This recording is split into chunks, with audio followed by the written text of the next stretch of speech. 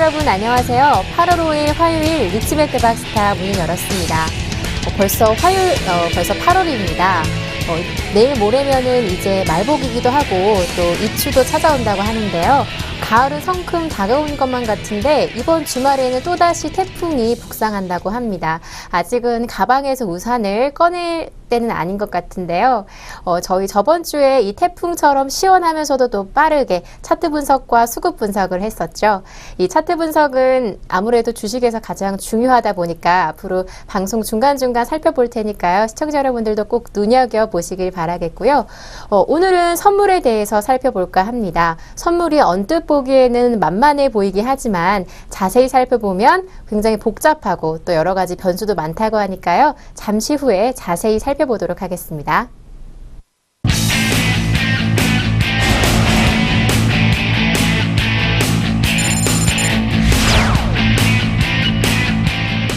여러분들에게 수익을 다각도화시켜서 계속된 점층된 수익을 얻고자 하는 게 저의 목표고요. 항상 그런 점에서는 일정치 이상의 목표치를 달성하고 있다고 생각하고 있습니다. 또다시 더 좋은 기회로 더 밝게 방송 중에 뵙겠습니다.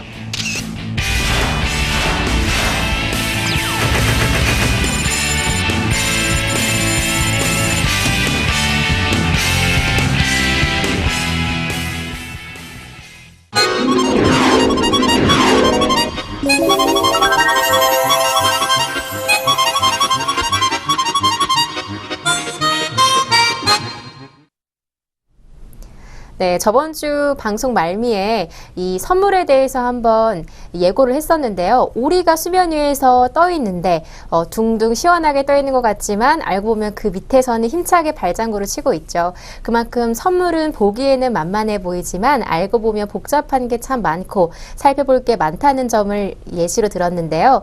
그 선물 도대체 어떻게 어렵고 또 살펴볼 게 무엇인지 이 전문가님과 함께 얘기를 나눠보도록 하겠습니다. 화요일마다 찾아오시는 분이시죠? 날카로운 분석력 보여주시는 내일눈 전문가님 모셨습니다. 전문가님 안녕하세요. 네, 안녕하세요. 네, 한 주간 잘 지내셨어요? 예, 잘 지냈습니다. 예, 그래요. 이거 슬라이드 간만에 듣네요. 항상 예. 피곤하시더니. 네. 네, 지금 사실 피곤한데 슬라이드 이거 사실 그 한꺼번에 다 안 만들어도 되는데 한 150 몇 장을 다 만들었어요. 그래서 사실 이거를 어저께부터 밤에 혼자 남아가지고 녹화를 이제 1편부터 뭐 김앵커랑 아침 그 먼저 이전에 방송에서 뭐 한 분량들이 있지만 그거 별개로 지금 제가 혼자 좀 내용이 좀 부족한 것 같아서 녹화를 새로 시작했어요. 1편부터 제일 첫 편부터. 그래서 만들고 있는 과정인데 이거 하다 보니까 시간이 막 금방 가더라고요. 그래서 계속 한 요즘 12시 넘어서 퇴근하는데 그래도 좀 뭔가 해놨다는 내가 어쨌든 제 이름을 걸고 뭔가 좀 마스터피스를 만들어간다는 그런 느낌이 있어서 좀 힘들지만 그래도 뿌듯합니다. 네. 그럼 오늘부터 방송 좀 더 재밌어질 수 있고 좀 내용 풍부해지고 그런 건가요? 그러진 않겠죠. 노력한 만큼 성과가 있겠죠. 기대해도 될까요?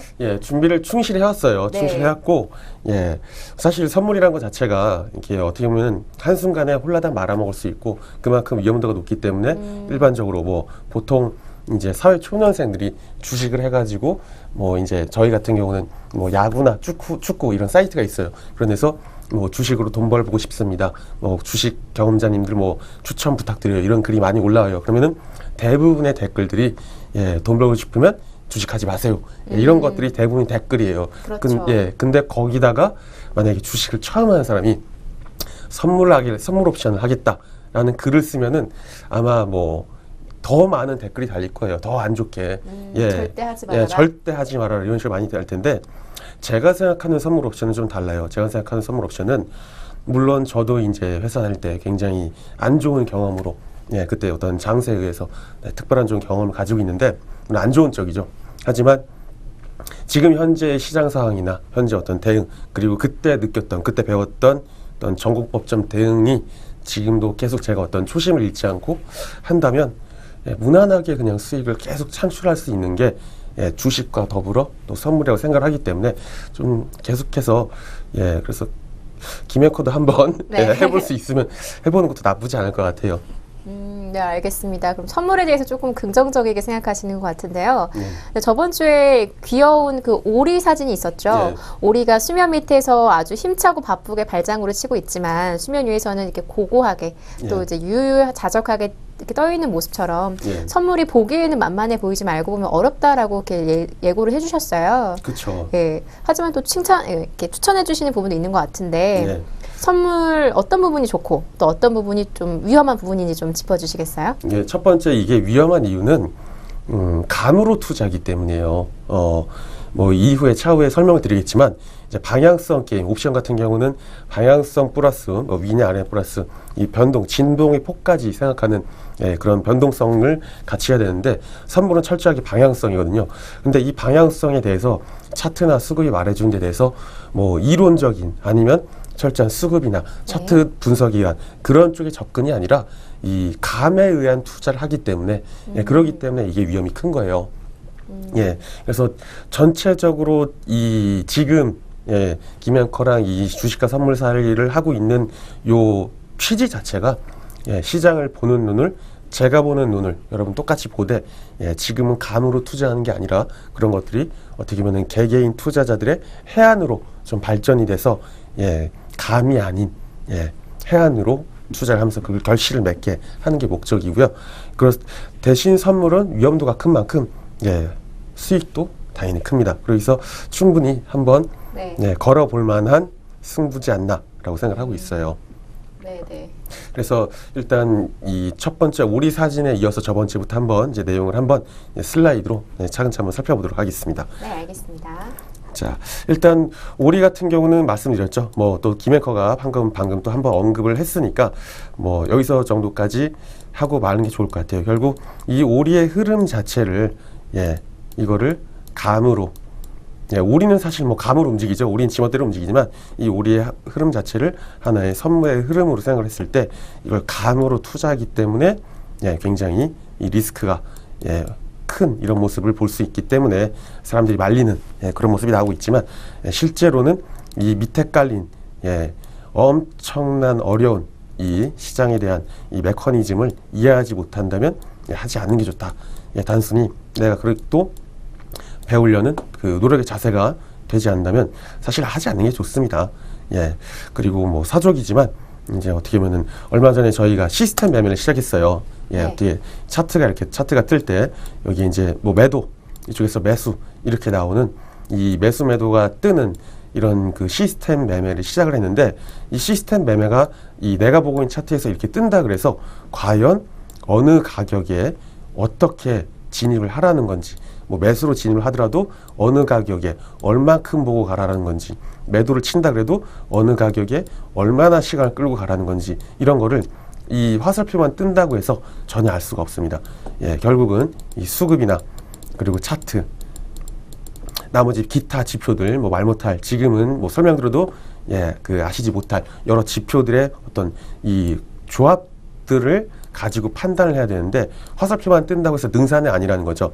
그래서 이 화살표를 뜬 게 한 거는 일단 정확한 신호를 한번 보내기 위함이고요. 결국은 수급 차트 다양한 보조 지표들과 어떤 이 앙상블을 이루는 이런 모습을 이 여러분 투자자 스스로 이제 만들어 나가야 할 그런 시기라고 생각을 하고요. 일단 그러면 선물을 아직까지 또 모르시는 분들이다 보니까 선물이 어떤 건지 한번 알아보도록 하겠습니다. 자, 일단 그 다음 슬라이드에서 보이는 게 선물이랑 선도 거래란 이렇게 두 가지가 있는데 일단 선물 거래에서 이게 앞에 지금 배추가 보이죠? 배추가 보이는데 이 배추 장사 어떻게 하시는지 그 김앤커님 아세요? 장사요? 배추를 이제 재배하는 분들이 이거를 어떻게 이제 매매를 하시는지 알고 계세요? 아무래도 이 사진처럼 배추는 좀 대량으로 생산하다 보니까 좀 이렇게 대량으로 한 번에 이렇게 팔 것 같은데. 그렇죠, 맞아요. 그 이상은 잘 모르겠네요. 그러니까 이제 이런 거를 이제 밭대기라 그래요. 밭대기. 뭐 논마지기 한 평이 있거나 한 평이 아니라 뭐 몇몇 평 이렇게 있을 때 이제 서울이나 아니면 농협이나 이런 데서 와서 그 업자가 그 농사꾼이랑 협약을 하는 거죠. 우리는 이거를 뭐 그러면 수확 처리됐을 때 전체 다 해서 얼마에 사갈게. 그러면 농사꾼은 아니다. 난 더 이거보다 더 바래. 네, 뭐 요번에 업황이 뭐 잘 될 수도 있고 못 될 수도 있는 거 그 시점에서는 사실 모르는 거죠. 예, 그렇기 때문에 이 농사꾼 만약에 이제 조금 그래도 제가 세련되게 생겼으니까 그 김양커가 이제 농사꾼이라 하고 네. 예, 제가 이제 업자라고 생각해 볼게요. 예, 그럼 조금 그럼 제가 덜 세련되게 생겨서 아니, 촌스럽게 생긴 예, 이제 감사합니다. 예. 네. 이제 촌스럽게 생긴 김양커가 이제 농사꾼이 반복하지 마세요. 예, 알겠습니다. 농사꾼이라고 예, 농사꾼은 이제 어떻게 보면은 이제 전체를 그냥 10,000원이라고 치워볼게요. 10,000원이라고 치는데 지금 이 상황에서 장사가 잘 될지 안 될지 몰라요. 얼마 모르는데 일단은 내가 만약에 가격이 가서 막 폭풍이 막 오고 뭐 난리가 나가지고 뭐 다 뒤집어져요. 예, 다 뒤집어지면은 그때 당시에는 그 배출값이 굉장히 오르겠죠. 예, 오를 수 있으니까 일단은 내 밭은 뒤집어지지 않는다고 가정을 한 상태에서 예, 그러면 가격이 만약에 오를 걸 수도 있고 내릴 수도 있지만 예, 그래도 내가 어느 정도 선의 가격은 받아야 되는 선이 있잖아요. 예, 그 선은 올라갈 수도 있고 내려갈 수도 있지만 업체랑 흥정을 하는 거예요. 대신 올라갔을 때는 이길 수 있지만 예, 대비하는 거는 예, 떨어지는 거예요. 가격이 떨어지는 걸 일단 네. 대비 위한 거래죠. 그리고 좀 세련된 영업자, 업자인 제 입장에서는 네.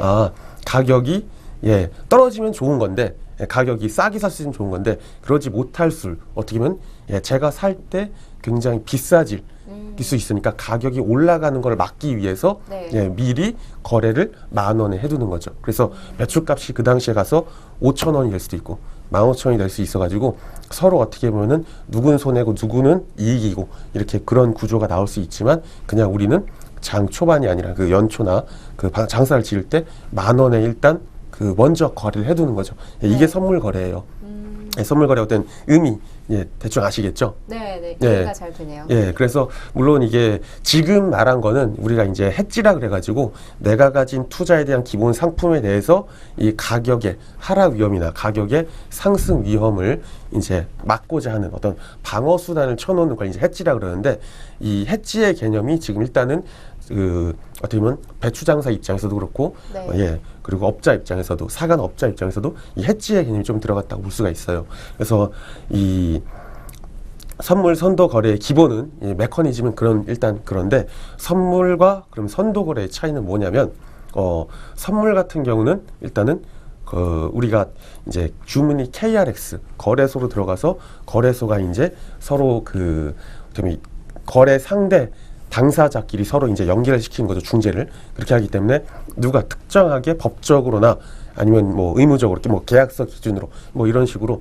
그 계약을 보증을 하는 뭔가 있는 거예요. 근데 선도 거래란 그냥 그 촌스러운 사람이나 세련된 사람이나 그냥 암묵적으로 야, 우리 그렇게 해. 그냥 이렇게 어떤 법적인 보증 장치가 있는 게 아니라 그냥 일단 그렇게만 해두는 거죠. 나중에 누가 파기를 했어요. 파기를 하면 멱살 잡고 싸울지언정 예, 그게 어떤 보증을 해주지는 거래 자체가 보증을 해주지 않는다는 거죠. 다음 해에 그 업자랑 거래 안 하면 돼버리니까. 네. 예, 그래서 이 선물 거래와 선도 거래는 누가 어떤 시스템이나 아니면 뭐 장치가 그걸 보증하느냐, 보증하지 않느냐가 선물 거래와 선도 거래의 차이입니다. 그러면 앞으로 사실 어떻게 보면은 지금은 우리는 거래소를 통한 그 선물 매매를 하고 있기 때문에 거래소 KRX가 당사자끼리의 어떤 보증금을 우리가 증권사에 내고 예, 어떻게 보면은 이 거래소가 거래 담당자들 연결시키는 구조다 보니까 예, 우리는 선도 거래를 하고 있지 않아요. 예, 그러니까 선물 선도 거래라는 의미를 같이 한번 보기 위해서 그냥 같이 넣은 것이고요. 일단은 네. 기본은 예, 우리는 코스피 200 지수 선물을 거래하고 있는 거죠. 그래서 네. 예, 일단 의미만 일단 혹시나 선도 거래라는 의미가 이제 나올 수 있을 때 보통 이렇게 하는데 네. 이제 선물 거래가 단순히 코스피 200 지수에만 쓰이는 게 아니에요. 우리가 NDF 이제 외환이라 그래가지고 이제 어떻게 보면은 그 예전에 혹시 키코라고 아세요? 아니요. 어떤 예. 걸 말하는 거예요? 이제 키코라고 언제더라 98년인가에 이제 외환이 이렇게 환율이 출렁일 때 그 출렁이는 박스권 레인지를 설정해 놓고 이 레인지 안에 들면은 어느 정도 그 가격이나 보험 상품인데 일종의 보존이 되는데 이 레인지 밖으로 빠지게 환율이 뭐 밑으로 가든 위로 가든 빠지게 되면 예, 여기서 엄청난 손실이 발생하게 되는 예, 이런 구조를 지닌 상품들을 증권사가 많이 팔았어요. 많이 팔았는데 대표적으로 태산 LCD 같은 그런 회사들이 그런 데다가 엄청나게 투자를 했다가 이게 장이 안정적으로 가만히 있으면 예, 시간 가치가 이렇게 벌어지는 구조예요. 조금 어렵지만 어쨌든 그런 구조가 있어요. 그래서 요거를 옵션이면 양매도장 이렇게 표현할 수가 있는데, 예, 그러다 보니까 예, 굉장히 외환거래 그 손실을 많이 본 예, 그런 거래가 있는데, 이 일반 기업들도 단순히 지금처럼 그냥 배추만 이렇게 하는 게 아니라 그 수출입하고, 우리나라는 거의 수출하는 기업이 한 70%죠. 그러다 보니까 이 외환이 환율이 오르고 내림에 따라서 수출 실적이 엄청나게 왔다 갔다 해요. 그래서 미리 외환 거래도 선물 거래로 외환도 땡겨 놓고 예, 이렇게 합니다. 그러니까 일단 뭐 환율이 올라갈 것 같다. 뭐 그러면은 내가 환율이 올라가면 예, 올라가는 만큼 비싸게 나중에 사야 되니까 예, 지금 일단 먼저 사두고 예, 산 걸로 예, 또 외화를 차입을 해가지고 운용을 하는데, 운용을 하는 그 이자율이 예, 또 차입한 이자율보다는 예, 좋아가지고 결국 내가 운용하고 차입하는 이자율의 괴리차만큼은 또 수익이 나야 되는 이런 구조까지 짜야 되는데, 사실 지금 이렇게 말씀을 드려도 조금 힘들 수 있어요. 그래서 나중에 결국 외환을 상환할 때 예, 그 괴리차가 나중에 비싸진 외환을 내가 되사서 갚을 때 그 괴리차가 어쨌든 그 비싸진 외환만큼을 확보하고 남을 수 있을 정도의 운용 실력을 가진 예, 그런 사람이 이제 외환 담당자를 해야 되는데, 지금 뭐 대부분의 회사가 사실 잘 그렇게 하지 못하고 있는 시점이에요. 어떻게 보면은 이제 그런 거를 증권사나 아니면 자문사나 이런 쪽으로 이제 맡겨가지고 위탁거래를 맡기거나, 예, 아니면 그냥 그 세무 쪽으로 아예 맡겨버려가지고 어떤 고정적인 예, 환율 제도를 취하는 이런 모습을 보이기도 하는데, 예, 그래서 어쨌든 기본은 그 실생활에서 선물 거래가 단순히 우리 회원님들이 거래하시는 코스피 200 지수 선물 거래뿐만이 아니라 실생활에서도의 이 선물 거래라는 건 예, 외환을 비롯해서 엄청나게 이루어지고 있다라고 보면 되겠습니다. 네, 알겠습니다. 선물에 대해서 좀 전반적으로 설명을 해주신 것 같아요. 그러면 선물의 어떤 단점이 뭐가 있을까요? 선물은 뭐 일단 그 뭐 지수 선물 같은 경우 우리가 투자하는 것들이야는 이제 뭐 거래소끼리 보증을 하니까 그런데, 이 선물 자체가 어떻게 보면은 생각하는 범위 이상으로 뭐 가격이 올라가 버린다. 그러니까 뭐 정유사 입장에서 갑자기 막 우리는 어느 정도로 그냥 사두다 말았는데, 기름을 사두다 말았는데 갑자기 지금 뭐 이스라엘이랑 뭐 가자지구랑 뭐 때려부수고 난리가 나죠. 그러면서 뭐 확전이 돼가지고 예, 중동 지역에서 난리가 났다. 이러면은 기름값이 확 뛸 거 아니에요. 네, 그렇죠. 네, 그리고 확 뛰겠죠. 예, 그러면 내가 그 전에 미리 낮은 계약이나 어느 정도의 메리트가 있는 만큼을 주고서 땡겨놓지 않았다면 예, 결국 나는 원가율을 엄청나게 봐야 되니까 뭐 배럴당 $100 이상 넘어간다. 뭐 이렇게 하는 그런 상황이 나올 때 예, 이런 것들을 제대로 감내하지 못하면 예, 회사도 굉장히 피곤해질 수밖에 없어요. 그래서 이걸 위험성이라고 보긴 좀 그런데, 그러니까 이거에 시장을 좀 읽고 대처하는 눈이 얼마만큼 선물 거래를 통해서 받쳐줄 수 있는가가 결국 수출하는, 특히나 원자재, 원자, 소재 이런 쪽은 일본이 굉장히 강해요. 그래서 우리나라 그 회사들이 그 일본 쪽이나 독일 쪽에서 이 원자재, 소재 쪽을 수입을 하는 경우가 굉장히 많은데, 예, 그런 회사들은 예, 그런 쪽의 능력을 가지지 않은 그런 그 어쩌면 원자재 구매가의 직원이라면 예, 굉장히 좀 회사가 예, 좀 쉽게 좀 더 수익을 어떻게 보면은 구매를 하면서도 마진을 남길 수 있는 이런 구조가 될 수 있는데, 예, 그런 능력을 가지지 못한 직원이라면 좀 더 비싼 가격에 사올 수밖에 없는 이런 거를 만들 수도 있겠죠. 그래서 선물은 예, 위험성이라는 거는 일단 투자할 때에 잘못된 투자의 어떤 행태 외엔, 행태는 일단은 넘어가고 차치를 해두더라도 그거를 처리하는 능력을 가진 사람이 어느 정도 좀 전반적인 거를 읽어낼 수 있는 사람이다. 네. 예, 지 못하면 위험할 수 있다라고 볼 수 있겠습니다. 적정한 시기에 이 적정한 가격을 볼 줄 알아야 되는 게 정말 중요한 거겠네요. 그렇죠. 이제 어떻게 될지 모르니까요. 그렇죠. 그럼 지금 여러 가지 예시를 들어준 것 중에 뭐 배추도 있었고, 예. 뭐 이런 외환, 다른 나라 돈도 있었고, 예. 또 이제 기름도 있었는데, 예. 그러면 이 선물의 다른 유형들은 뭐가 있을까요? 예, 선물의 다른 유형은 한번 제가 이거 슬라이드로 한번 준비를 해봤습니다. 한번 슬라이드로 확인을 한번 해보죠. 네. 예, 슬라이드 일단 뭐 굉장히 다 많아요. 뭐 웬만한 거는 지금 그 선물로 처리가 되는데, 일단 기본적으로 각각 그 어떻게 보면은 각 국가에서 거래되는 이 통화들이 있죠. 예, 통화는 당연히 선물이 있을 수밖에 없어요.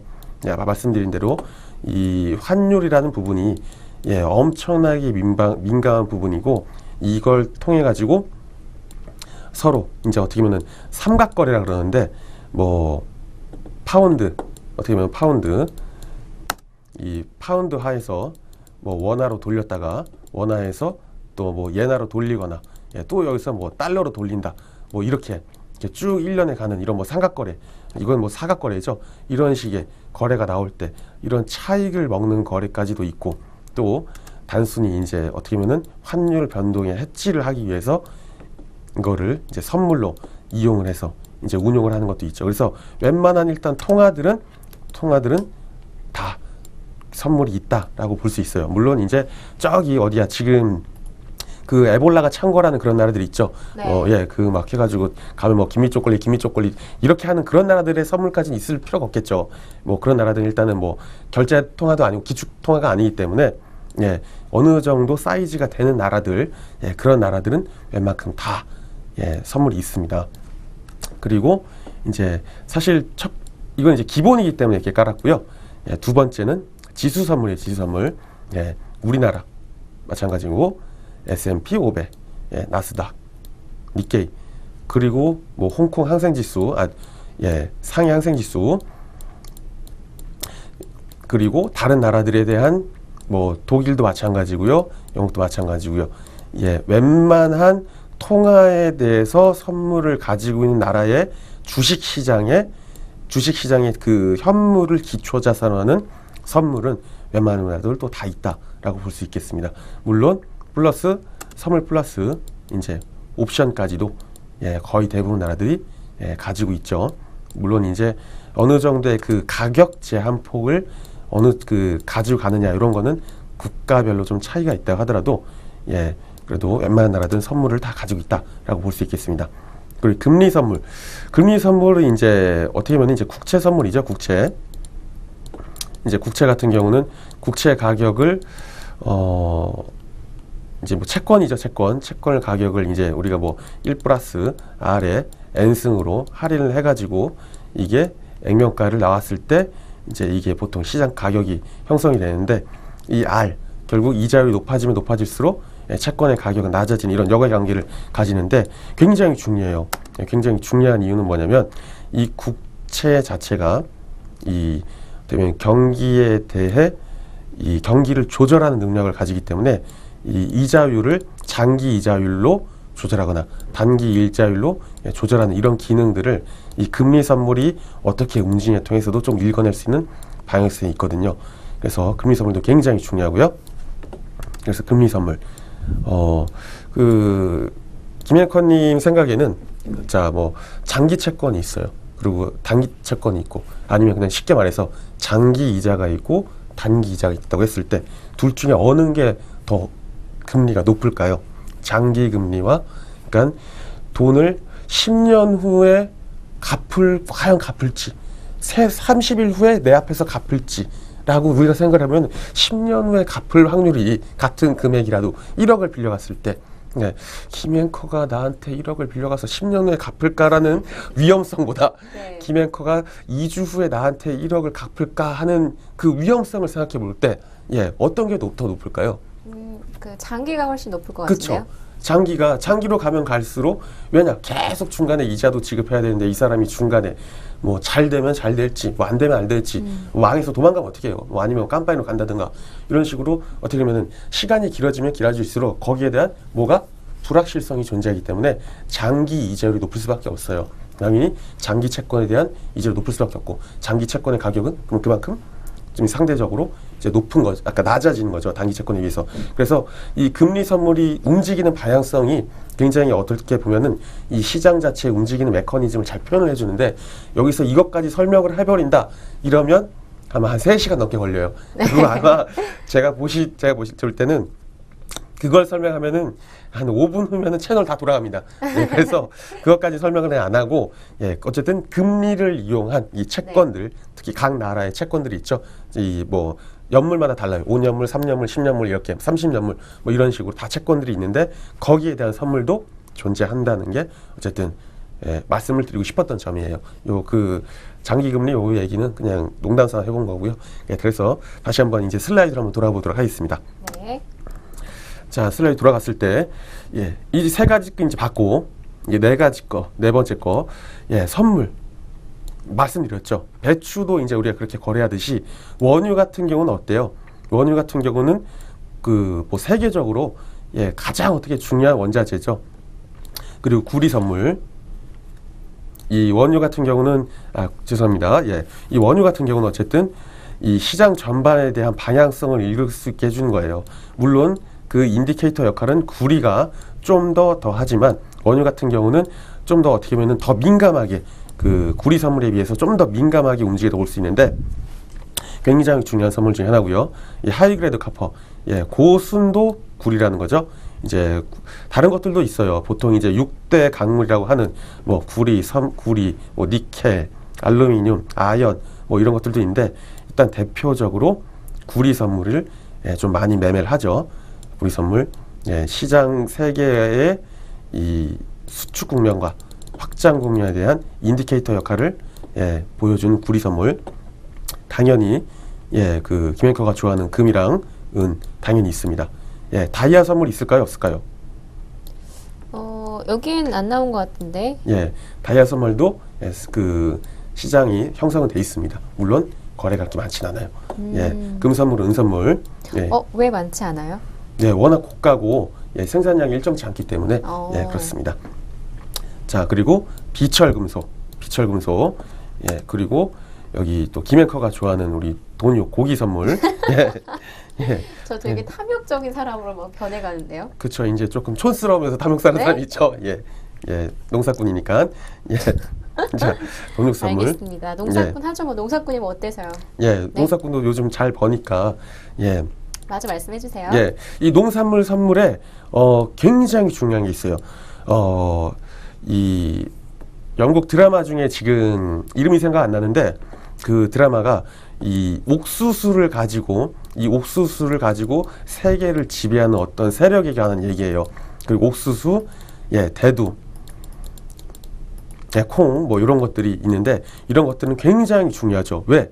옥수수나 대두, 콩이 이 전 세계적으로 사료 그러니까 뭐 소한테 먹이든 돼지한테 먹이든 그 사료에 엄청난 부분을 담당해요. 그렇기 때문에 이 옥수수, 대두, 콩 선물이 우리가 봤을 때는 뭐 그냥 캘리포니아의 그냥 브라우니 뭐 누구한테 판다 이게 이런 수준으로 하는 게 아니라 엄청난 세계 각국의 그런 우리가 아는 그런 회사들이 있죠. 뭐 네슬레나 뭐 이런 세계 유수의 회사들이 여기에 뛰어들어서 이런 쪽에 먼저 매매를 선점을 합니다. 그래서 옥수수, 대두, 콩 이런 것들 굉장히 중요한 선물이고요. 면화, 또 우리 또 문익전 선생님이 들고 왔던 그 누에고치에 있는 면화 이런 것들도 되긴 하지만 상대적으로 좀 적겠죠. 아무래도 그래서 중요한 것들은 사실 굉장히 많은데 일단은 모든 것에 우리가 투자할 수 있는 건 아니고 일단 지수 선물 가장 그리고 통화 선물 금리 선물도 하긴 하는데 또 많이 하진 않아요. 그리고 원유, 구리, 금, 요 정도가 일단은 요게 이제 첫 번째, 두 번째, 세 번째, 네 번째, 다섯 번째 정도가 조금 많이 이제 하는 선물 거래 유형인 것 같아요. 유형들 중에 거래가 많은 유형이라고 볼 수 있겠고요. 뭐 기타 탄소 배출권 선물, 패스하겠습니다. 그렇게 크게 중요하진 않나 봐요. 이거는 제가 잘 모르는 것도 있고 내용이 크게 그 의미가 없죠. 그래서 기타이기 때문에요. 하필 또 그걸 물어보셔가지고 의도한 건 아니에요. 알겠습니다.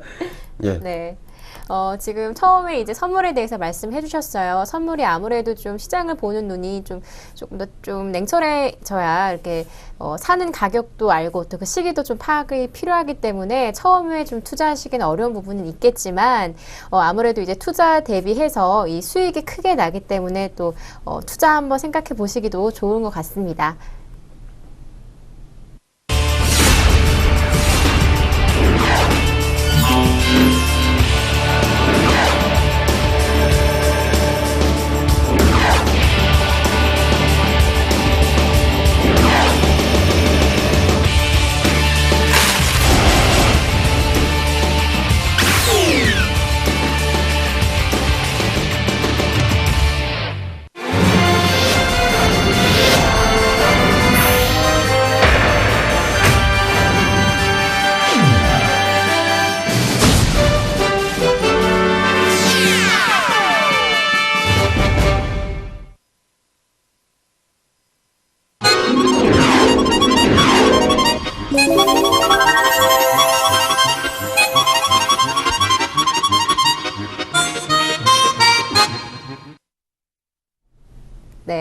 앞선 순서에서 이제 선물에 대한 개략적인 이야기와 또 선물 유형을 살펴봤습니다. 선물 유형 여러 가지가 있었는데 그 중에서 가장 많이 쓰이는 게 이제 지수, 통화, 또 상품 중에서는 이제 원유나 구리 등이 가장 거래가 활발히 이루어진다고 얘기를 나눠봤는데요.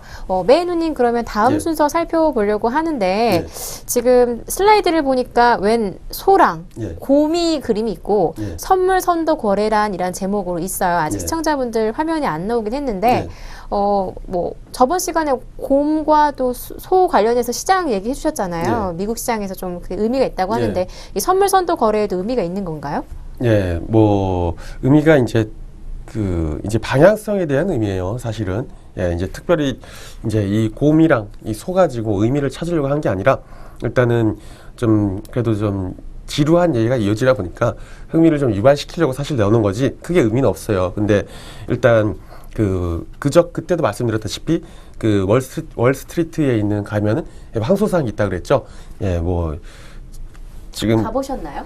아니요, 저희 학교 대표 그게 이 황소여가지고 그래서 그걸 대신 봤어요. 예, 월스트리트 못 가고 저기 능동 스트리트에서 네. 예, 학교에 그거를 대신 봤습니다. 저 대신 네네. 봤고요. 네. 이게 의미는 그래요. 이제 황소 같은 경우는 이제 우리가 불스프레드라 그래가지고 좀 강세장을 말하는데 보통 이제 강세장이 말할 때 강세장 같은 게 뭐예요? 사는 사람이 수요가 많을 때 많이 올라가죠. 예, 그런 면도 있다 보니까 네. 보통 바이어를 말해요. 바이어들을. 그리고 이제 어떻게 보면은 그 떨어질 자리에서 떨어지지 않는 모습이 나와야 되니까 이 지지를 받는 모습들이 있죠. 예, 그런 모습들을 보통 이제 뭐 지지와 저항성 우리가 나눠서 봤을 때 보통은 이제 밑에 지지를 받는 이런 지지를 우리 뭐 스프레드를 말할 때 그런 걸 말하고요. 그다음에 곰 같은 경우는 이제 약세장을 말하는데 아무래도 파는 사람, 공급하는 사람이 누가 물량을 막 갖다가 던져 막 이러면은 당연히 그만큼의 물량이 출해될 때마다 가격이 막 떨어지겠죠. 그래서 이 불스프레드는, 그러니까 베어 스프레드는 가격이 좀 약세를 말합니다. 약세를 말하는데 지금 한번 그러면 차트를 그 슬라이드를 봤을 때는 사는 사람 수요와 공급 쪽에서 이 수요 쪽이 많을 때 이럴 때 좀 강세장을 이루니까 바이어들을 보통 이제 이런 쪽으로 말해요. 그리고 파는 사람, 이 셀러들, 이 서플라이드 공급을 물론 갖다 때리는 사람들 이런 사람들은 이제 이 베어 쪽을 말하고요. 그러니까 여기 딱 정해져 있네요. 적어져 있네요. 바이 아레아, 셀 아레아라고 하는지 에어리어라고 하는지 이렇게 예전에 그리고 이렇게 베어 서포트 이제 지지와 저항인 거죠. 이렇게 나와 있듯이 요 의미는 사실 그렇게 크게 두진 않지만 결국은 방향성이에요. 상방이냐 하방이냐를 논할 때 우리가 스프레드를 조합을 짜서 보통 이제 하면 요게 이제 조금 어려운 얘기인데 이 베어 불 스프레드가 보통 이제 우리가 조합을 했을 땐 이런 식으로 나가요. 이런 식으로 나가고 베어 스프레드가 이런 식으로 짜는 그림이 나오는데 그래서 수익 구간은 베어 쪽, 이 불 쪽은 올라가면 수익이고 이 베어 쪽은 지수가 빠지면 수익인 이런 모습이죠. 결국 이 지금 지수에서 논하는 이런 방향성을 어떤 그냥 우리가 그 동물에 비유해서 말을 하고 있다 보니까 이런 점을 좀 참조하시라고 그냥 한번 슬라이드를 넣어봤습니다. 자, 그러면 다음 슬라이드로 한번 넘어가 보겠습니다. 자, 지금 호가가 이렇게 나오고 있어요. 호가가 나오고 있는데 이제 선물 옵션에서 중요한 것은 뭐냐면 현재 뭐 이렇게 있지만 이 매도 주문과 매수 주문이 있습니다. 보통 주식은 이제 호가 잔량이 쫙 있을 때 내가 이제 얼마를 주문을 넣죠. 뭐 10,000원에 주문을 넣어요. 주문을 넣고 호가 잔량을 보고 내가 10,000원을 팔기도 하고 뭐 이렇게 하고서 하지만 이 방향성 자체가 올라갈 때만 수익인 거죠. 주식 같은 경우는 10,000원이 20,000원이 되면 수익이는 이런 구조고 만약에 20,000원에서 내가 들고 있었다가 가격이 빠져가지고 20,000원에서 10,000원이 되면 난 손해예요. 그만큼 손해인데 선물은 그렇지 않다는 거죠. 왜? 어떻게 보면은 그렇게 볼 수 있어요. 파는 사람은 이제 효주 씨가 김 앵커가 농사를 져가지고 배추 장사를 졌는데 배추 장사를 그 당시에 이미 선물 거래로 10,000원에 팔지 않았던 거예요. 팔지 않았는데 어떻게 보면은 가격이 배추를 가격은 내가 팔지를 그 당시에는 10,000원에 팔지 않고 시간이 가서 여름이 지났는데 태풍이 와서 쑥대밭이 됐어요. 쑥대밭이 되고 나니까 그때서야 다른 사람에게 나는 2만 원에 판 거죠. 2만 원에 2만 원에 팔다 보니까 나중에 조금 작황이 생각보다 태풍의 피해가 심하지 않아 가지고 시장에서 10,000원이 거래가 되고 있다고 치면은 이 2만 원에 미리 김앤커를 통해서 배추를 산 사람은 나는 시장에서 10,000원에 살 수 있었던 거를 2만 원에 돈을 주고 사야 되는 이런 결과가 나오겠고, 김앤커는 시장에서는 10,000원에 팔리고 있는데 나는 일정 시점에서 2만 원에 팔아둔 거죠. 나는 그만큼 10,000원을 이익 보고 들어가는 이런 구조가 결국은 선물에서 이 양방향성 매매로 나타나는 거죠. 그래서 이러기 때문에 선물이 재밌으면서도 이 한 호가 이거는 내가 딱 매수를 하면은 매수가가 만약에 40이 되면 딱 40이 찍혀요. 여기에 빨간색이. 그리고 매도로 만약에 딱 찍었다면은 이 점이 파란색으로 찍혀요. 그 앞에 찍히는데 이건 지수가 올라가면은 내가 이제 두두둑 지수가 올라가요. 올라가면은 이 노란 칸이 여기까지 막 이렇게 올라갑니다. 여기까지 올라가요. 그럼 나는 이만큼을 내가 수익이잖아요. 수익인데도 막 기분이 막 쫄깃쫄깃 떨려요. 굉장히 떨리고, 그리고 노란 칸이 밑으로 빠져버려요. 여기까지 노란 칸이 이렇게 노란색이 이렇게 돼버려요. 그럼 나는 이만큼이 손해예요. 그러면 이게 그 심장이 쿵쾅쿵쾅 뛰는 게 장난이 아닙니다. 그리고 수익권에 있어도 굉장히 쫄깃쫄깃해요. 그래서 긴장이 된다는 거죠. 긴장이 되죠. 그래서 한번 이게 매매에 빠지면 단점이 뭐냐면 재밌어요. 이 매매가 굉장히 재밌다 보니까 매매 자체가 재밌다 보니까 내가 수익이 나지 않고 손실로 계좌가 녹아내림에도 있음에도 불구하고 이 매매를 하는 이 클릭을 해가지고 탁탁탁 찍어가지고 이 등락을 맞추려고 하는 이 재미에 빠져버려요. 그러면서 계좌가 녹아버린 이런 게 매매병이라 그러는데 그래서 제가 항상 말씀드린 게 있어요. 절대 이 매매 횟수를 많이 늘려가는 게 아니다. 계약수를 일단 늘려갈 수는 있어요. 계약수를 늘려갈 수 있는데 우리가 한 계약을 하나, 두 계약을 하는지 이렇게 계약수는 늘려갈 수 있지만 매매 횟수를 늘려가면은 이건 병이 되면서 결국은 계좌가 녹아내리는 그런 모양이 나올 수 있기 때문에 매매 횟수를 항상 줄여야 된다고 말씀을 드리고, 혹시 나중에 한번 해보시면 이 느낌이 과연 우리가 저쪽에 홍콩인가 어디 마카오 가가지고 바카라 치다가 무리가 된 어떤 연예인도 있었죠. 저도 이제 한번 바카라 같은 걸 좀 쳐봤는데 굉장히 중독성이 있어요. 이게 저는 이제 외국인 친구, 이중 국적인 가진 친구가 있어가지고 이제 하얏트 가가지고 하얏트에서 쳐봤는데 이게 돈 잃는 거 순식간입니다. 정말로 한 1,000만 원 한순간에 날려요. 한순간에 날리는데 너무 재밌어요. 근데 이 선물들도 마찬가지입니다. 돈을 잃고 있는데 선물이 도박처럼 느껴질 수 있다는 거죠. 그렇죠. 매매 자체가 그렇게 좀 느껴질 수 있다는 거죠. 성격은 전혀 다르지만 매매 자체가 조금 병에 걸리듯이 막 찍어낼 수 있는 이렇게 되기 때문에 상당히 조심하셔야 돼요. 그리고 다음번으로 넘어가고 있습니다. 자, 그래서 선물 선도 거래의 유형이 있어요. 이제 투자자의 어떤 유형이 있는데, 이 첫 번째 이제 스페큘레이터라고 이제 표현이 되어 있는데, 스페큘레이터 자체는 이 말은 투기 거래지만 한마디로 보통 일반적인 우리 그냥 회원님들이나 저같이 그런 일반적인 투자자를 그 스페큘레이터라고 투기 거래자라고 해요. 어떤 식이냐면 결국은 이 네이키드라 그러죠. 네이키드. 이제 빨개 벗은 한마디로 내가 현물에서의 어떤 포지션, 그 주식의 어떤 포지션을 들고 있는데 이 포지션이 가격이 빠질까봐 내가 선물을 매도를 쳐놔서 가격이 빠지는 거를 위험을 하는 이런 해지 거래, 가격을 올라가거나 내려갈 때 그거를 막아줄 수 있는 해지 거래의 보완 수단으로 하는 게 아니라 순수하게 현물에 대한 이런 그 원래 흐름, 기존의 원 포지션 없이 그냥 내가 순수하게 방향성을 네이키드로 거는 거를 투기 거래라고 합니다. 투기 거래. 그래서 일반적인 거의 그 개미 투자자들의 한 80% 이상은 이런 네이키드 거래고요. 그리고 이제 해지 입장은 굉장히 해지는 복잡하게 걸 수 있어요. 어떻게 걸 수 있냐면 뭐 일단 콜매수를 하나 때리고 그리고 풋매도를 하나 때립니다. 그러면서 합성 선물 포지션을 만들어내요. 그러면서 내가 선물을 또 다시 역으로 걸어요. 이렇게 리버셜을 때릴 수도 있어요.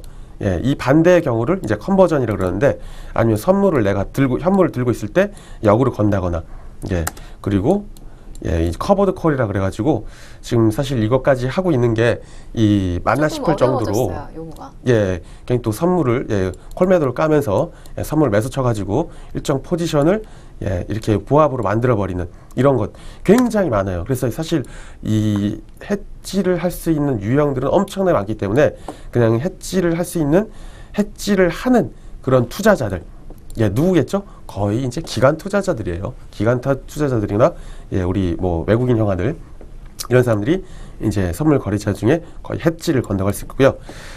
차익 거래 이 부분은 한마디로 동일한 상품군 내에서 가격의 괴리차가 나타날 때 그 괴리차를 먹기 위한 거래예요. 그래서 이 차익 거래를 설명하려고 하면은 사실 시간이 좀 오래 걸립니다. 오래 걸리고 지금 설명할 건 아닌 것 같아요. 그러니까 한마디로 동일한 상품이거나 아니면은 동종의 상품이거나 아니면 약간 뭐 이종이라도 상관없어요. 근데 이종이라도 상관없지만 이 흐름 자체가 어느 정도 일관적으로 상관계수가 높게 나타나주는 그런 자산이어야 됩니다. 이런 것들을 가지고 이 두 개의 상품이 두 개의 상품의 어떤 가격 괴리차가 비정상으로 벌어졌을 때, 내가 이렇게 벌어졌을 때, 벌어지면은, 우리가 이게 하나가 A가 있고 B가, 거의 비슷한 상품이라고 쳤을 때 가격이 하나가 올라가요. 그냥 하나 그대로야.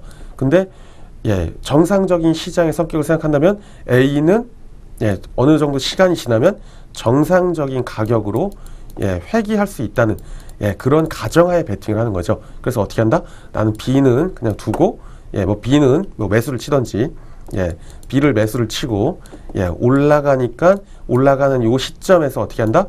A를 매도를 치는 거예요. A를 매도를 쳐가지고 다시 이만큼 내려오면, 나는 요 폭만큼 수익을 내는 그런 구조를 가져갈 수 있는데, 이런 거래를 보통 차익 거래라고 그래서 차익 거래는 굉장히 사실 이론상 복잡하고 무조건 차익 거래가 가격이 서로의 동종 자산이나 동종의 어떤 그런 제품들이 가격 괴리차가 난다 그래서 항상 일어날 수 있느냐, 이건 아니에요. 왜 그러냐면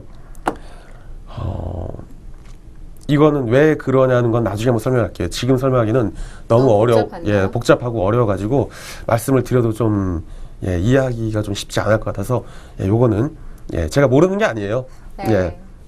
다음에 내용이 있는데 이 산술적으로 나타나요. 근데 이 지금 여기서 아무것도 없는 상태에서 산술식을 써버리고 해버리면 그 진짜 뭐 TV 꺼버리니까 안 되겠고요. 요 정도까지 해서 선물 거래자의 유형을 3가지로 분류를 해볼 수 있겠습니다. 네, 이 3가지 중에서 이제 보통 일반 투자자분들이 가장 많은 유형이 이 투기 거래 유형이라고 하셨는데 맞나요? 맞습니다. 투기 거래 유형에서 봤을 때는 이 좀 어렵거나 좀 투자법이 조금 잘못됐거나 좀 그런 부분이 많다고 볼 수 있나요?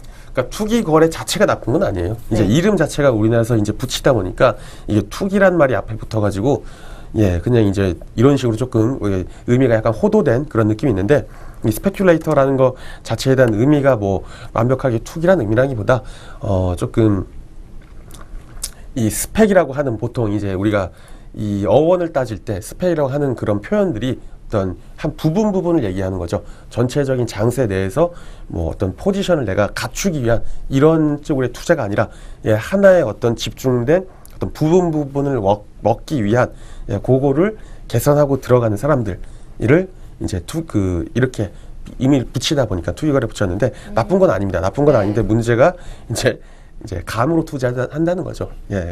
그런 경향이 많다는 말씀이시죠? 그렇죠. 알겠습니다. 저희 오늘 계속 선물에 대해서 얘기를 하고 있는데요. 아무래도 지금 시간 관계상 슬라이드 마지막 슬라이드로 정리를 해봐야 될 것 같습니다. 준비된 슬라이드가 코스피 지수 선물 명세인데요. 이거에 대해서 간단하게 설명 좀 해주시겠어요? 예. 사실 선물 명세 이거 보려고 한 거 아니거든요. 그러니까 네. 이건 그냥 넣어둔 거예요. 넣어둔 건데 한번 슬라이드를 한번 보겠습니다. 자, 지수가 지금 조금 작긴 하죠. 네, 지금 작습니다. 그건 좀 작은데 오늘 만약에 오늘 지수가 268.5 이렇게 됐을 거예요. 267인가 그런데 그냥 260으로 잡아볼게요. 예, 260으로 잡아보면 250인가 262, 270 몇이다. 근데 260이 약 한 거의 2,000선 가까이 될 겁니다. 2,000선은 될 거예요. 이제 코스피로 따졌을 때 따질 건데, 예. 근데 지수화, 이제 한마디로 이 선물은 특정의 이 제품 라인들을 가지고 뭐 선물이 될 수도 있고 주식이 될 수도 있고 이거를 인덱스화 시킨 거예요. 지수화 시켜서 2,000선 뭐 2010, 2012, 30, 40, 50 있겠지만 그거를 하나의 일종의 시기를 중심으로 둬 가지고 1980년 8월 1일인가가 아마 8월 2일인가가 그 중요한 기준일 텐데 그때 지수를 100으로 두고 이제 시작을 해가지고 지금까지 온 건데 한마디로 중요한 거는 지금의 지수의 곱하기 승수가 50만 원이라는 점이 일단 포인트입니다. 예. 다른 것들은 사실 거래를 하면서 이제부터 여러분들이 슬슬 알아가시면 될 것들이에요.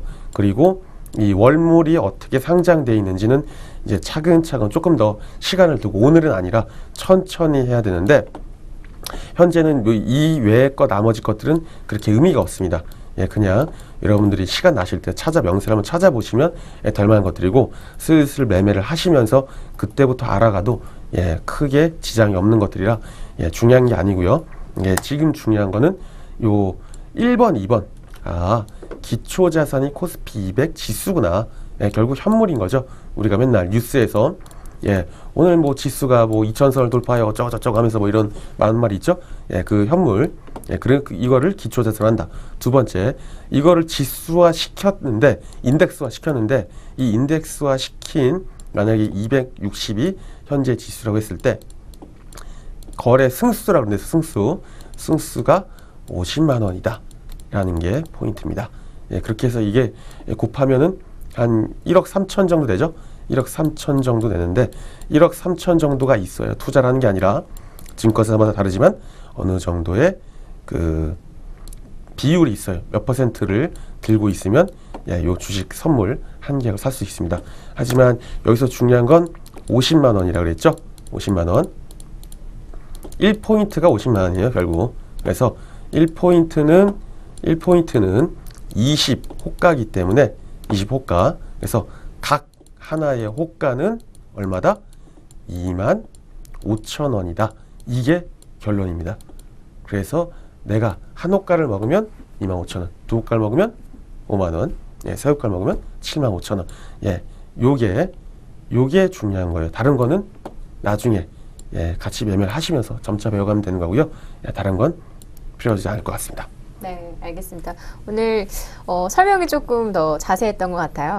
아무래도 좀 준비를 많이 하셨다 보니까 어려웠죠? 좀 용어가 좀 어려웠는데 아무래도 이제 오늘 선물 처음 들어가다 보니까 이제 그 방송 초반에도 얘기를 드렸듯이 좀 어려운 부분들이 없잖아 있었습니다.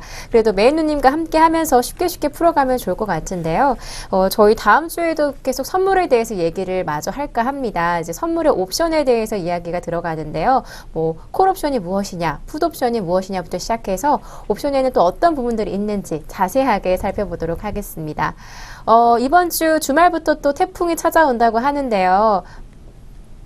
외출하실 때 꼭 우산 챙기는 거 잊지 마시고요. 또 남해안에 사시는 분들께서는 바람 주의도 꼭 하셔야겠습니다. 그럼 저희는 다음 주에 더 재미있고 유쾌한 주제로 준비해 오겠습니다. 시청해주신 여러분 고맙습니다.